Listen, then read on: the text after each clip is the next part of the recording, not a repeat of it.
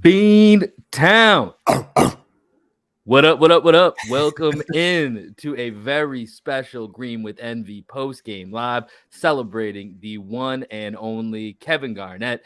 As always, we are part of the 617 podcast and proudly brought to you by Crowworthy. This is your boy, Will Weir, checking in. Hope y'all are as hype as I am right now after watching that ceremony. Despite a loss, this is a good-ass way to pick you up is listen to some Kevin Garnett, and that's what we got today. We're going to get into that. Joining me as he does each and every time, my best friend, co-host, and the coach of our podcast, the one and only Greg Manakis. Dude, I'm still shaking from that ceremony. Did you cry? Right? I did, so I had to kind of hide it a little bit because it felt weird that I was tearing up, like just watch it, especially.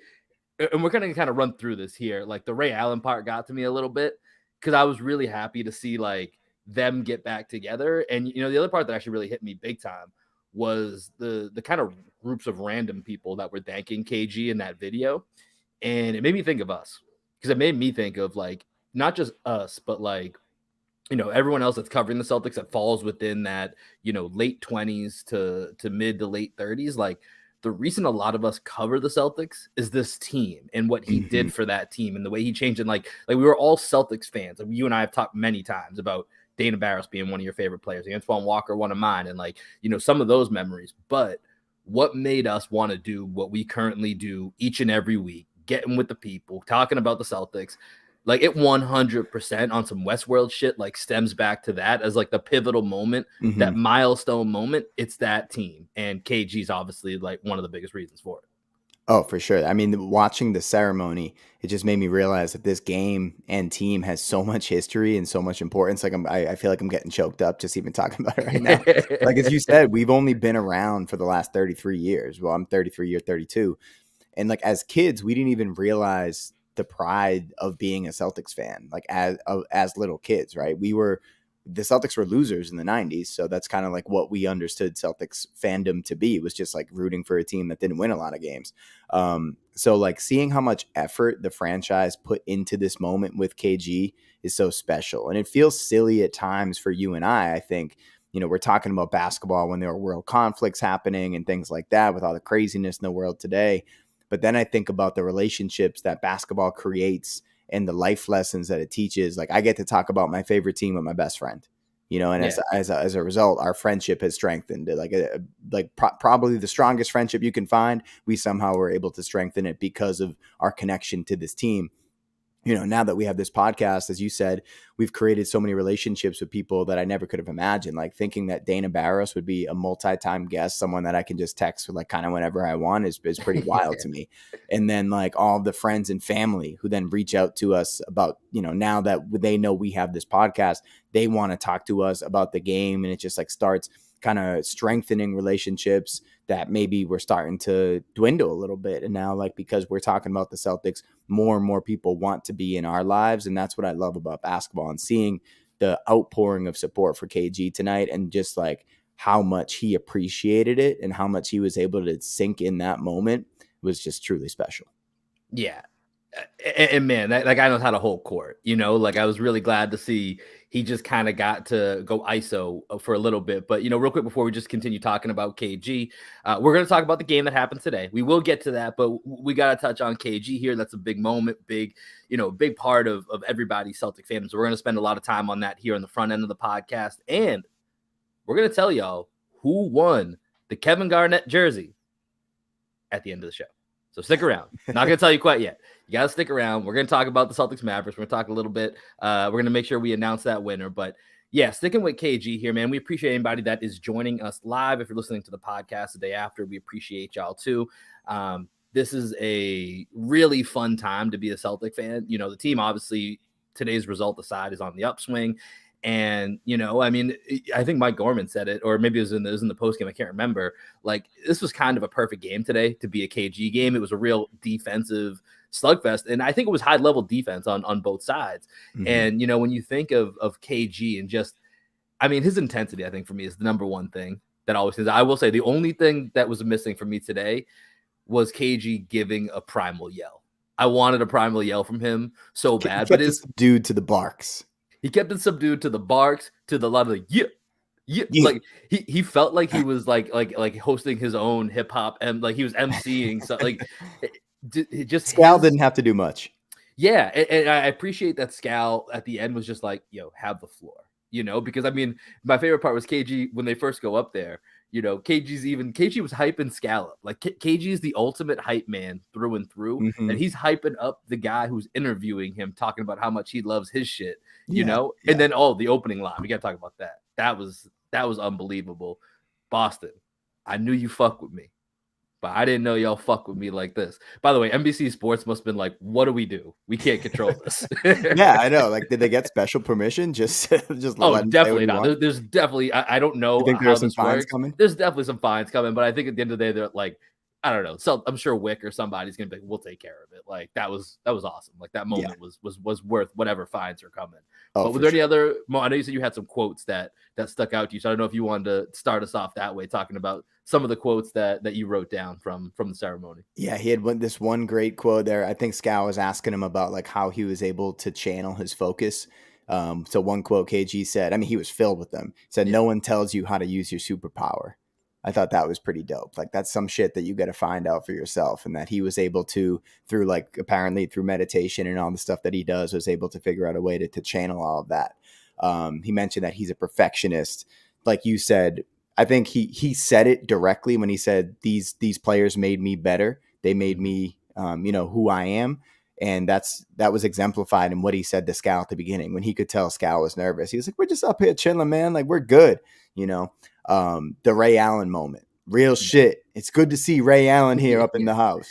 Like, in the fact that he brought him out and just like gave him a hug and started to reconcile that relationship. I want to stay on this just for 1 second, because I think that was one of my favorite parts, because like I get like the both fan and there's been player animosity that's been documented of like the way Ray left, but like at the end of the day, and especially as we've seen how the league has changed, like I feel like just time goes by and like that team does not exist without Ray. As much as KG's like the face and the culture, Pierce was we've used the word pillar a lot this year thanks to Brad Stevens and Ime. Like he was the foundational pillar that was in place, and he's the Celtic for life. There's nothing else that Paul Pierce is going to be associated with. Like none of that happens without Ray. So I thought it was really cool, because at one point when they're going through the videos and everyone's talking, like Ray is in all of the video clips, and he's in like all of like everything is Ray. Like Ray's right there, but just no one's mentioning him. And like in my head, I'm like, man, this is getting a little awkward. Just no one's gonna say anything. And so KG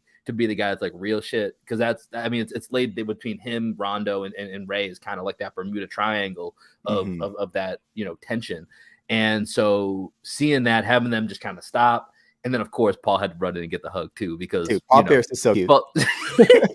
How cute is Paul Pierce? Loretta was like, so what's this dude's deal? Because Paul just also shout out to Paul for winging the assignment, which he clearly knew he was going to have to talk. And he was like, he walked up there like, oh, I got to talk. I'm going to wing it. I felt like he did wing it. But Paul, I mean, when it's something that goes back to your childhood, like if someone was like, hey, give a speech about Will right now, I feel like I could do it like pretty easily, just because like you're my best friend. Like KG is Paul Pierce's best friend, maybe in life, but definitely in basketball. So when it's that, all you got to do is speak from your heart, and then everyone's going to appreciate that more than anything.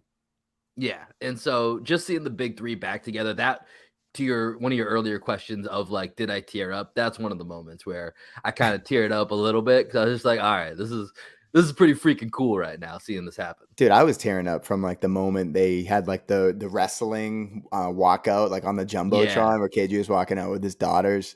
I started tearing up a little bit there. So I also was imagining, because they've showed like that style of clip a lot with him when he was on the team, and like he'd be the one kind of hyping it up, 1, 2, 3, Ubuntu, like all that type stuff. And like as he was walking out with his daughters, and he like kind of grabbed one of them on the back of the head, and I was like, man, can you imagine if KG's your dad? And like two different things. Number one, like if you get in trouble and KG's like yelling at you, that's scary as fuck. And then number two, like the pep talks that he would give you, like just as you think about things you go through, where like whether you fail at like a youth sport or it's something in school, like can you just imagine KG be like, what? So what? You got a C? What does that mean? What you gonna do to that geometry test next time? You're gonna fuck it up. You're gonna work harder. And I'm like, it's like I just can't even imagine as his daughters like what that is. And I wonder if he has that same, energy, which he talked about a lot during the during his interview. I wonder if he has that same energy with them. But I was just thinking it was really funny with that wrestling montage and him with his two daughters. What do you think it would take to like disappoint KG as a father? Because I feel like as long as you were just like being who you are, then KG would be fine with it. Like if you got in trouble, but you were just like being 100% authentically you, he'd just be like, yeah, were you being you? Yeah, you were being you. Well, then who gives a fuck? Fuck them motherfuckers. You know, and like that's kind of how KG would roll with it. And I wish I had that. Yeah, right. Like I needed that in my life. I think that's a good question. Like you're right. I think authenticity, and it's pretty cliche, but just like if his daughter or whatever, whoever it was like giving their all. I think that's like the end of the questioning for him. It's like the rest of it is all noise. It's like, were you being you, and were you doing it to the fullest of your extent? If you answer yes to both of those, I'm not mad. I'm like, there's just like there's nothing you can do. But it was so cool seeing everybody out there today for that. And like you said, I didn't expect it to go as long as it did. Like the ceremony was very well put together. It was a great pick me up after that game this afternoon. Yeah, that was a tough loss, but a couple more great quotes. Go for it. He was talking about, I think he was talking about the big three at this point. He said real recognize real, steel sharpen steel. That was a bar. When he was talking about the arm wrestling match with Big Baby on the plane, he's like, we got a bang, big fella. You want it? Come get it. And then there's another one. He said, I think it was like asking about, maybe it was about the Air in the Night song. He was like, I just go demon mode, destroyed this motherfucker mode. And then, demon mode, I love that. Yeah, and then the last one, I got my ass kicked by Matt Bonner because of Paul Pierce. Yes, that was a great one. That was a good job by Scal bringing up that story. I think a lot of us have at different points. It was in the KG doc. Like I've heard the Silverback Gorilla story. Never gets old because I still love the idea of like, I like the way that he described Leon Poe and Big Baby's relationship, and then the camera kind of cut to the two of them like going at each other a little bit next to each other too. So it was perfect timing. And then just KG, he's so animated. I'm like still smiling ear to ear because I just love watching KG talk. I even texted our group chat. I was like, I was expecting this to be a little bit, ceremonies are sometimes a little bit of a letdown. Like you want to do it, but it's like it's too formal. Like this hit all the marks, especially when KG got on the mic, and he's like him when he was just like demonstrating. Me and Paul, we sitting back like.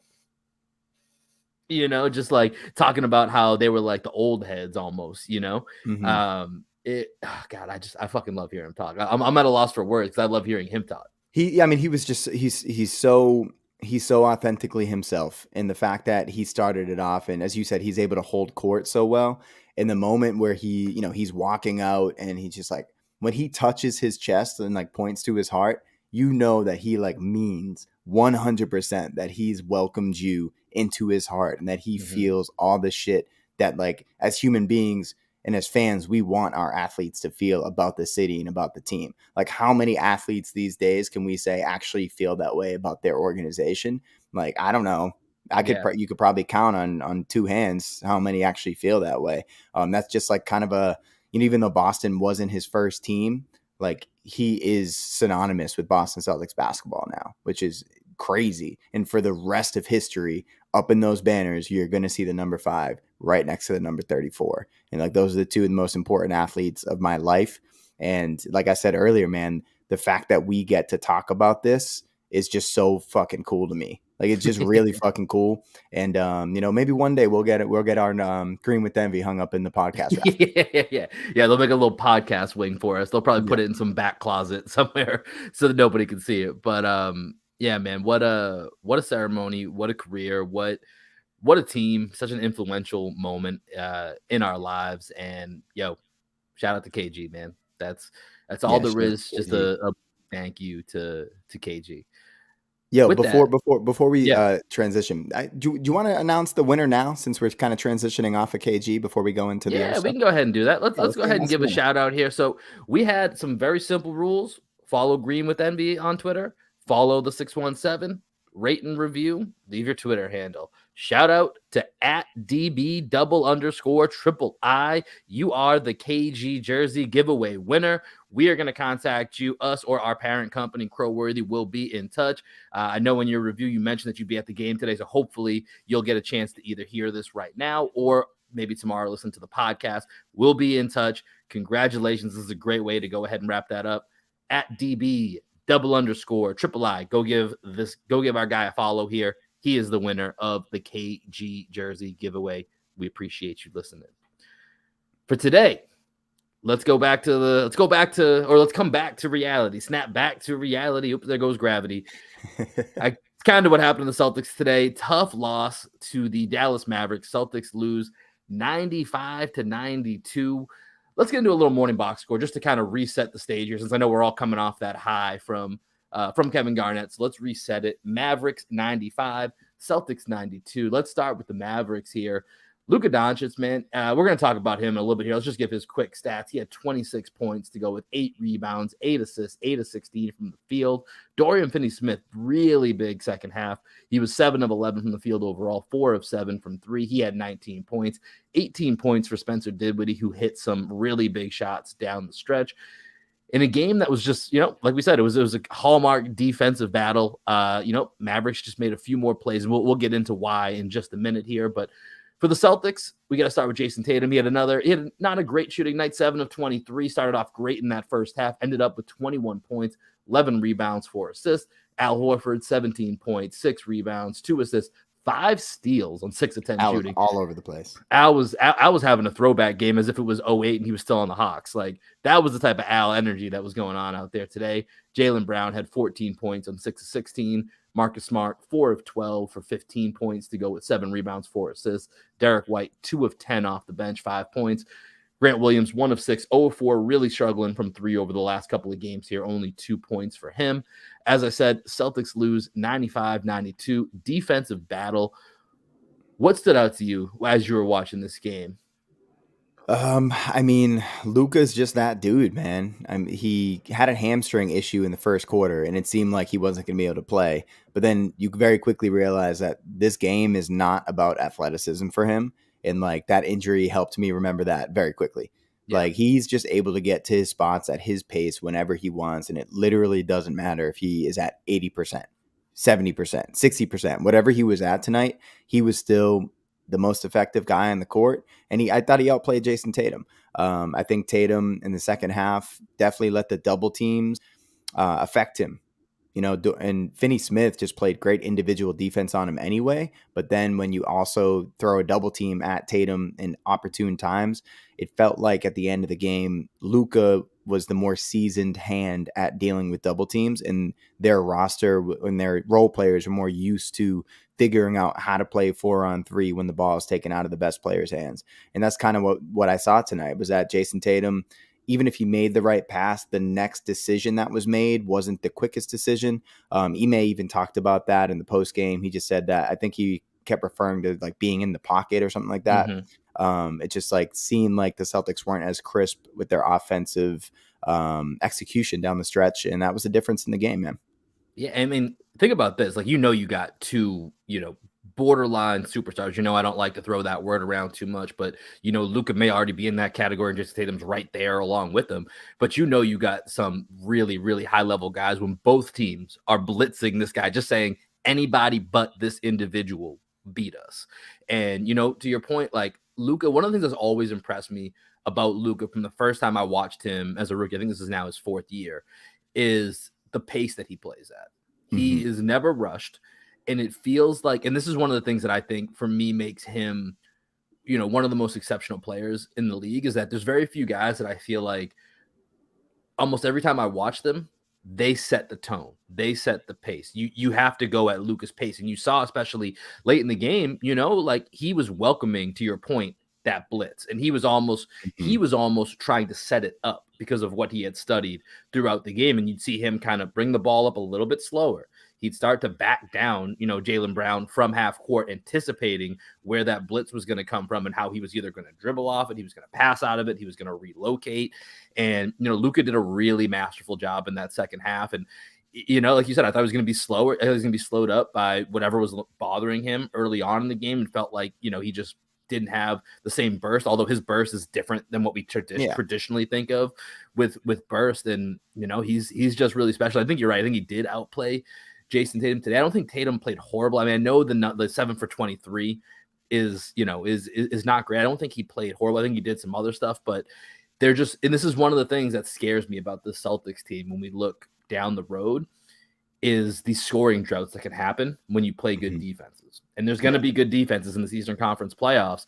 And so do you have concern? Because, I mean, this was something even when the Celtics got steamrolling in that second quarter and they had that stretch where the crowd was going nuts, Jaylen put Kleber in a body bag, at least for the moment, you know, daps up KG. Like, right before that, there was a several minute stretch where there was just nothing clicking offensively. And so I'm curious to know if you're concerned about some of the droughts that we saw today. Or are you just chalking it up to, hey, the Mavericks defense is just that good? Yeah, and the Mavs, I mean, I haven't watched back my coach's session, watching the tape again. So just like gut reaction to what I saw is it seemed like they were making us play a little bit more ISO than we prefer to play. Just looking at the assist numbers, we had 16 assists, which is far below what we've been doing of late on 33 baskets. So I think those assist numbers are definitely down. I'll be interested to see the tracking data to see how many total passes we made and what our assist to pass ratio was.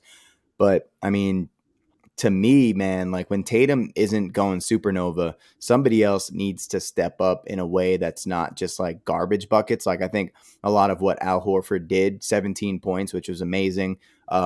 It was, you know, kind of off of broken plays in a way. Where we kind of just like dumped the ball down to him and he got like an and one off of somebody driving and just like dumping it down versus like being a go-to option. Right. And I think Marcus Smart, how many assists did he have in the game? He had 4 assists. I thought Marcus played a pretty solid game. But JB, man, to me, when Tatum doesn't have it going on the level that he's had it going of late, Jaylen Brown just needs to be a little bit better and he needs to step up. I don't know what his numbers have been of late, but just eye test. I haven't done a deep numbers dive or even like looked at box scores really. But JB, to me, of late, it just seems like he's really struggling, man. And today, even though he had that amazing dunk, I just thought he was kind of ineffective in this game. I know so much of what he was doing was picking up Luka full court and like he was expending a lot of energy on the defensive end. So I don't want to knock him too much because that's very hard to do, is to play 35 minutes, both ends of the court, and be awesome at it. So like maybe when he has that defensive assignment, that's when he needs Tatum to be the guy, and Tatum wasn't able to do it tonight because of the way that they schemed it out. But I just thought JB could have done a little bit more, you know, 2 for 7 on threes. It felt like a lot of those threes were pretty wide open. So to me, my biggest takeaway, when JT doesn't have it going, JB needs to. Yeah, I mean, I think that's the way it has to be, especially, and that's where I think the Celtics are going to have some trouble certain nights, is there's not really a third option to go get, you know, to fill that scoring void. If it's not going to be Tatum, if Brown doesn't have it going, or it's vice versa, like there isn't really a third guy. I mean, Derrick White or Marcus Smart and like to your point, Al got a lot of his points off, you know, broken plays to a certain degree or an offensive rebound. Same with Rob Williams. He's not creating, you know, shots on his own. It's going to fall to, you know, Marcus Smart and Derrick White. And, you know, Marcus Smart was 4 of 12 from the field. Derrick White was 2 of 10. I want to talk about him in just a minute here. And, you know, Grant's struggling to find his shot right now over the last couple of games. And so I think that is one of the pitfalls that we do have to be aware of with this team as we start to hit. And it's a pretty tough stretch of games coming up for the Celtics here. And then when we look ahead to the postseason, you know, when these nights happen, and hopefully there's not too many where you're getting 7 of 23 from Jayson Tatum, and that kind of goes back to the superstar label that I don't love to just throw around, is consistency. And of course, there's going to be games where teams game plan for you, and you can't have those supernova nights every night. Like that's understandable. 21, 11, and 4 is still pretty damn good. Yeah, it's still damn good. So that's why I'm not trying to like harp too much on it. But just point being is, where does that come from? And that's something that, you know, I don't want to say it keeps me up at night, but something I think about quite a lot with this team is, for all of Schroeder's faults, that was the one area that I think, you know, if nothing's going on, like he can jump in there and in a pretty quick period of time get you 20 to 25 points. And they don't really have that right now. So it's going to be interesting to see how they try to find that answer. I feel like once we got into the fourth, and I think he played pretty well. He had a couple defensive lapses that, could have been avoided. But Peyton Pritchard, I think, is kind of Ime's, listen, like, we just need somebody that's fearless, can shoot the ball, can, has good enough handles that if you get run off your shot, you can make another play for yourself or somebody else, at least to an adequate level. And I think he feels like, at this point in the season, Peyton Pritchard's kind of that guy, which is why he gets so much fourth quarter run as of late. Mhm. And I thought he had some moments, but like I said, there were some defensive lapses. The one where he left Dorian Finney-Smith in the corner was a pretty big killer. And, it's going to be tough to rely on Peyton Pritchard in that role. I think he can do it at times, but, every single night would be really tough. Yeah, and I think the reason why he goes to Pritchard in the fourth quarter is part of it's the scheme, right? So when they like to go high pick and roll with Tatum. But if you go high pick and roll with Tatum and a team just wants to blitz Tatum and take the ball out of his hands, if you don't have someone that can shoot or make a play as the outlet man, then that kind of negates that strategy of putting Tatum in a pick and roll, right? It just like guarantees that you're going to get the ball out of Tatum's hands. So when you have Pritchard there, then that opens up the possibility of him just getting like a flare screen or just like pick and pop in for a 3-pointer. And that happened a few times in the fourth quarter. I think he hit one or two of them, but he needs to be able to hit those consistently to be a threat so that teams are a little bit worried about taking that, sending two to the ball on Tatum and leaving Pritchard, right? If they decide, oh, we can't really leave Pritchard, then that opens up the possibility of Tatum getting the mismatch if you run that inverted pick and roll and it's Jalen Brunson guarding Jayson Tatum instead of Dorian Finney-Smith guarding Jayson Tatum. Now the Celtics are at an advantage. But the Mavs just decided, and I'm sure a lot of teams are going to make the same decision. They're just going to say, all right, we'll live with Peyton Pritchard, 40% three-point shooter, but still unproven in the league. Mm-hmm. We'll live with him having to make that shot. Or if we run at him and rotate, he's going to have to make the right decision on the next play. So it was interesting. I don't know if you watched the Nets game. Did you watch the Nets game? I watched parts of it. I didn't watch all of it, but I watched parts of it. Okay, so in that KD, game, 53 points. Yeah, Sheesh. KD at 53. And we've seen Tatum go to that level as well, mm-hmm. right? So, but in that game, the Knicks were doubling Kevin Durant really hard. And there were a few times KD was just, at some point, a double team just takes you out of the game. You have to pass the ball. If you don't pass the ball, then you're doing a disservice to your squad and to your teammates, and you're just trying to do it all on your own. Right. But what KD did a few times is they were able to, get rid of the ball and then have KD, once he got rid of the ball, kind of come off a little screen action. And they got the ball back to the top and they were going to do like a dribble handoff after he got rid of the ball initially. And I felt like the Celtics, maybe they can watch some film from that game and just like study other teams that also have these supernova players and see how they handle double teams when we need them to score the ball, right? We would rather have Jayson Tatum being a play finisher than a playmaker, even though we need him to be a playmaker as well. Like if we had a gun to our head, Jayson Tatum, we want him being the one putting the ball towards the basket. Yeah. And I think ultimately, I think that's a great point of the way other teams utilize guys similar to Jayson Tatum in these scenarios and what we can learn from that. But the ultimate remedy, I think it was to your earlier point, Jaylen Brown needs to be the guy that doesn't just, get 14 points on 16 shots today. Yeah, he needs to be better. Like, I think that's ultimately what it comes down to. If you're really going to say, hey, we have two all-star guys, this is the moment where Jaylen Brown needs to step up. And honestly, like I still think the Mavericks really impressed me with their defense. And part of it's because, number one, that's been kind of their issue the last couple of years, is that their offense was like, setting the world on fire with Luka, and their defense was lacking. Mm-hmm. And this year, their defense, I think I just had it up here, they were 6th in the league. Yeah, they're 6th in defensive rating this year. And it's really interesting because there's not really a guy on that team that I think you would pinpoint as, yeah, that's the reason their defense is so good. There's not a guy that you're like, man, I wish I had that lockdown defender or, rim protector. Even though Maxi Kleber kind of surprised me, even though he got dunked through the floor in the first half. He kind of surprised me with his rim. He got his revenge. He blocked JB at the end of in the fourth quarter. Yeah, so I was really impressed. So they do deserve, some kudos. But yeah, Jaylen Brown needs to be better.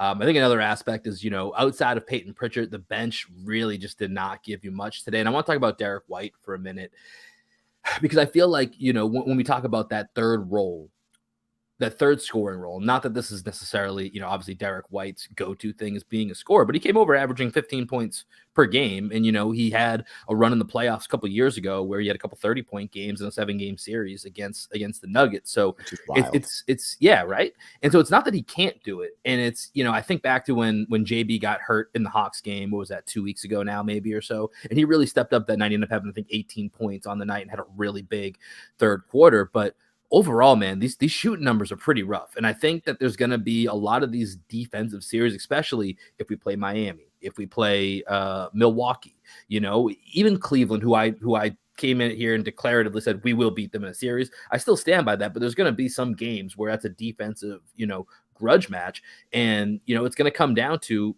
Peyton Pritchard, which you mentioned earlier, hitting those shots, and guys like Derrick White. And he was, 2 of 10 today.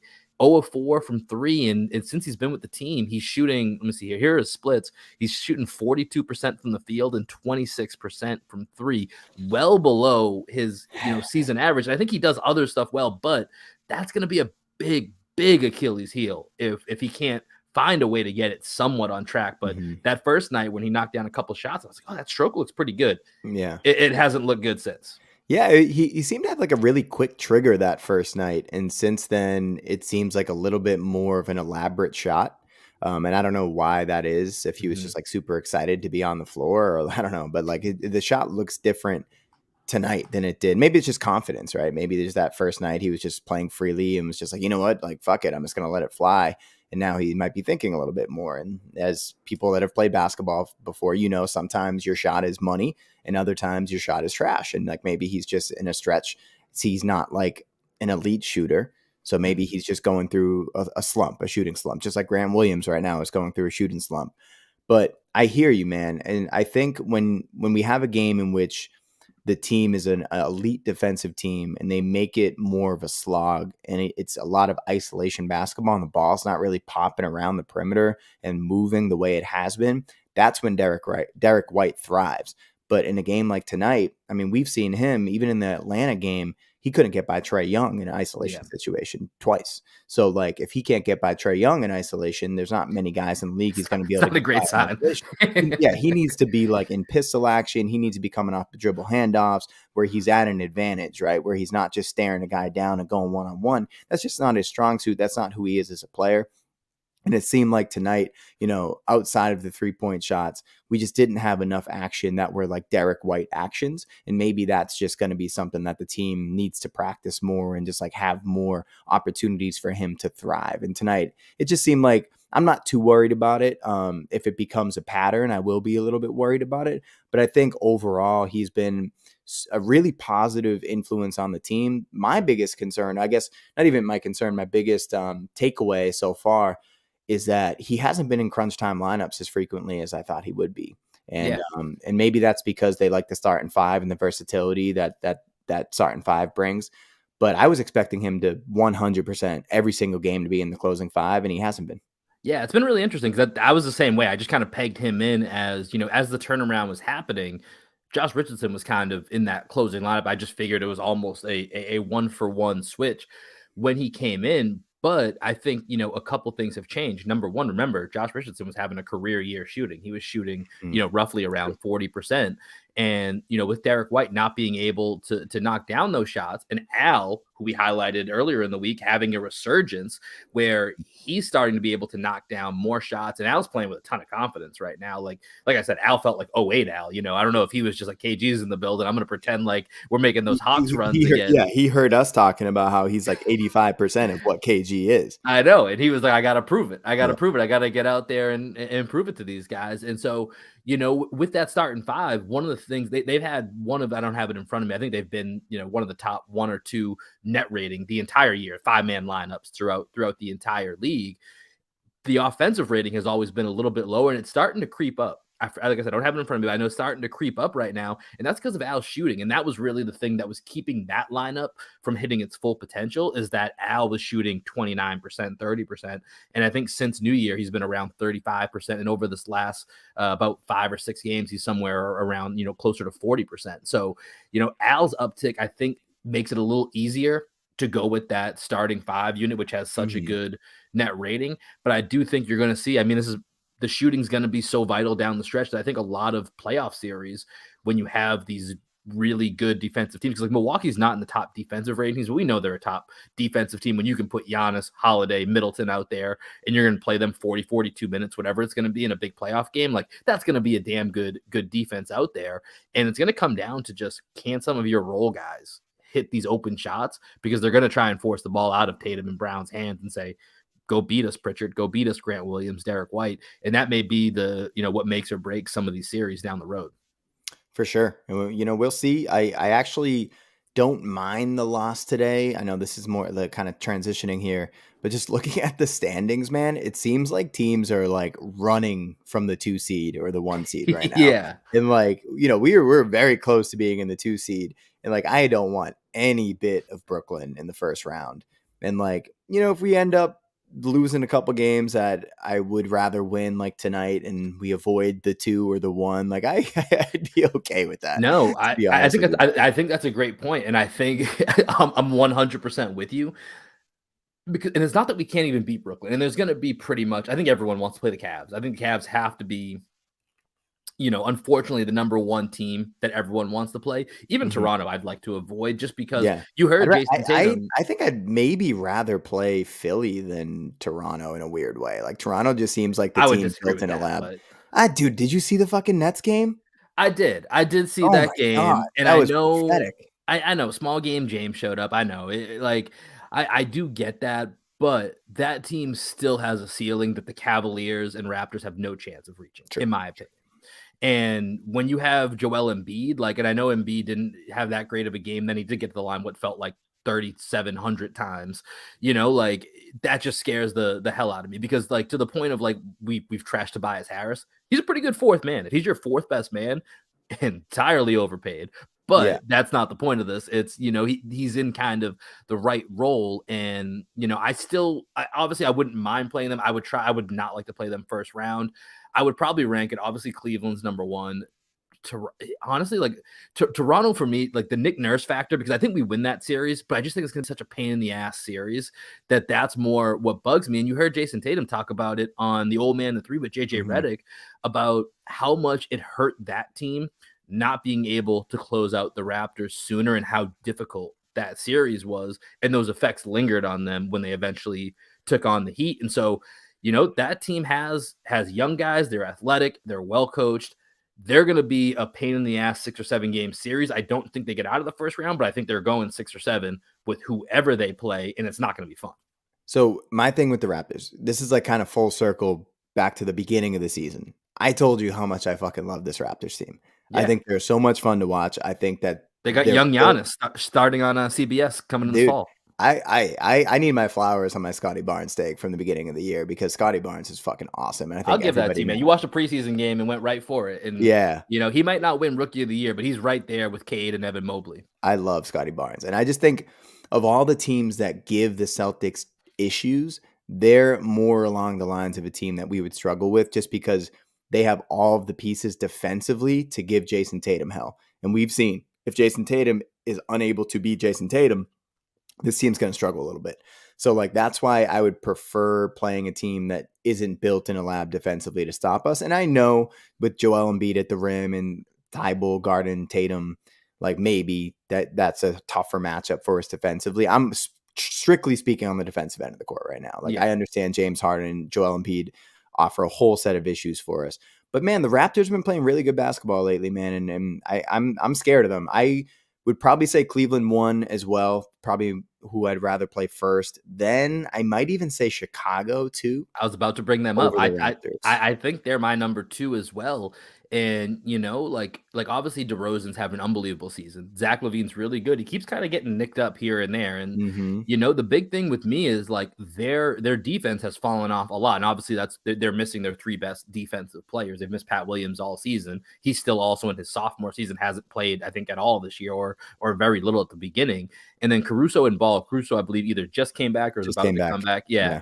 And then Ball, I'm not really sure on his timeline quite yet. He's supposed to be back before the end of the regular season, but you think about them having to, they're maybe rested, but also they're coming right back in, and they're going to be rusty, and they're not going to be as good as those guys are defensively.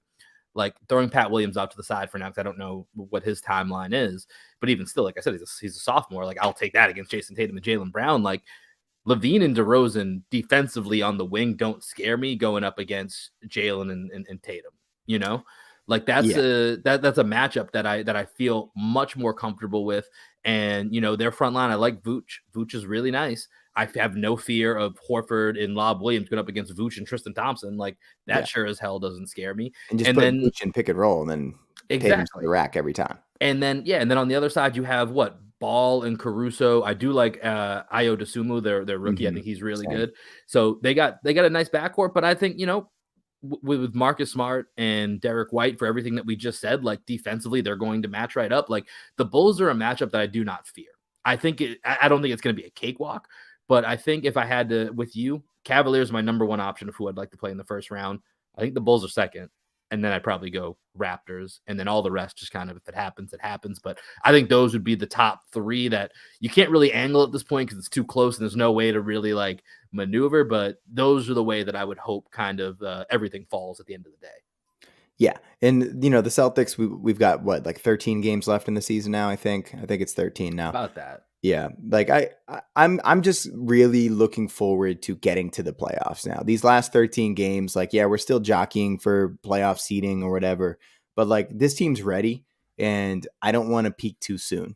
If we have to take our foot off the gas for like a week or two just so that we still have some reserves for the playoffs, I'm okay with that, man. Like, tonight, it seemed like we had a little bit of a tired team. We've been going so hard for so long and such a short rotation. These games, we're going to be susceptible to games like this where like the legs quite aren't there and the shots quite aren't there. So I think we've been able to win these games that earlier in the season we were unable to win just because our defense has been so solid. But we've said this before in this podcast, man, when you go up a team that has a Luka Doncic, it's a little bit harder to do that than when you're going up against a team that has like an average playmaker. And Luka Doncic is just a whole nother level. And I want to bring this up earlier because I got a few people reach out to me about me saying Al Horford is 85% of what Kevin Garnett is. Listen, that last 15% is what makes Kevin Garnett Kevin Garnett. Like, that's although 15% is a small number, what's in that 15% is amazing. Right. And that's why Kevin Garnett is the guy that he is with a number in the rafters. And Luka Doncic is like, he's on that level, and there are all these other guys that are like Al Horford type players within the league at the guard position that are doing somewhat of what Luka can do, but they can't do that last 15%. And that's the difference. Luka Doncic does that last 15% even when he's at 60%. And he's just fucking amazing, man. Right. And that's the scary part with a guy like Luka. Like, he clearly did not look 100%. And yet everything that we talked about with him at the beginning, it felt like he controlled this. He was never out of his element. He was very cool, calm, and collected. And it's what makes him already one of the best players. I mean, it blew my mind because I was doing a little bit of research just comparing him and Tatum right now, because the Mavericks and the Celtics are essentially each other just in the Eastern and Western Conference. And you saw they're both 24-8 coming in today since the new year, I believe. And so they both have had this like run up, and it's been predicated a lot on defense and having a star player play out of their minds. And you forget, this is Luka's 4th year in the league. He's already been on 2 first-team All-NBAs. Like, that's insane. That's insane that he's been on 2 first-team All-NBAs. His career stats are just off the charts. And like, that's one of the things is I have not ever been impressed in his career with the roster construction in Dallas. And yet I think every year he has a chance to win MVP, or they have a chance to make a run. And obviously they've ran into the Clippers 2 years in a row when they had both of their wing guys, and he's taken them to 6 and 7 games and basically on his back gone up against Paul George and Kawhi Leonard, who are perennial All-NBA, all-NBA defenders. And he's been going head-to-head 2-on-1 handicap match style against them. And so he's fascinating. I'm really curious to see what the Mavericks do in the postseason. As you mentioned for the Celtics, though, just real quick before we let the people go here, like having that short rotation is something I've been talking about for a little bit, about how it's a concern about wearing these guys out. And I think you're like, to your point, there's going to be some nights where maybe you just got to sit somebody out. You got to let, whether it's Hauser or Stauskas or Tice or somebody, you get a little bit of run because you're going to have to save those legs. But while there is a couple back-to-backs in the schedule, like it's pretty friendly in the sense that, following this game today, 2 days off. They play Golden State. Day off. They play Sacramento. Get another day off in a back-to-back. Then after they play Utah on the 23rd, they get 3 days off. And that's going to be huge. And then when you get into April, there's 2 sets of back-to-back days off. And as long as there's not a complete collapse before the postseason, they avoid the play-in, which looks, it would be catastrophic if we somehow fell back into the play-in at this point. The last game of the year is on the 10th at Memphis, and then that leaves a full at least 5 or 6 day, depending on when the first game of the playoffs is, to rest up. So as long as you can make it past the 10th with a team that doesn't have any long-term injuries, they should be good to go. But it is a concern and definitely something we got to keep an eye on here. But I'm not concerned with this loss today. I think that's like the best way to put it, is that this was 2 good teams. KG's day. This is KG's day. Shout out to our guy, KG. Number 5 goes to the Raptors. This day, this pod, all really about KG. That's what matters. Celtics will be back with more coverage coming up later this week. We got Golden State on Wednesday, Sacramento on Friday, and then Denver next Sunday. So that is the week ahead for the Celtics. We will keep y'all in step, in lock with everything that we got going on. But I think that's going to do it for today. KG, yeah, Beantown. I like the way he says it. He says it so emphatically that the crowd just feeds off. It has that, like, I think in wrestling they call it that pop. Mm-hmm. When the crowd just loses it. KG got that, man. Shout out to our fucking guy. He's a legend. He's up in the Raptors forever. Greg, give us your last and final thought on today, and then send us on out of here. Real recognize real. Steel sharpens steel. Peace. Peace, y'all.